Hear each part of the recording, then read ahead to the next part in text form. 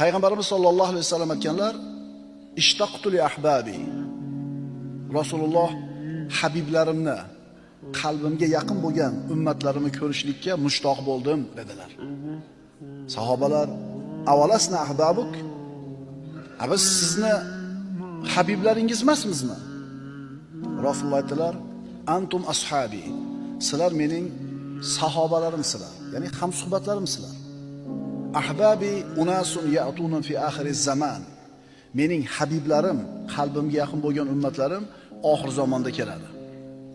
Ularning orasida o'zining dinini mahkam ushlagan kishi xuddi cho'g'ini ushlagan kishi kabi bo'lib qoladi.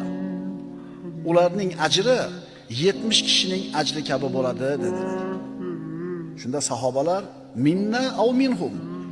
Ulardan 70 tami yo bizdan 70 tami? Qola bal minkum. Sizlardan 70 tami. Ya'ni sizlardan 70 deyiladi qilgan ajringlar ularni bittasini qilgan ajri bilan teng bo'lib qoladi. Sahobalar nimaga unday bo'ladi deb so'rashdi.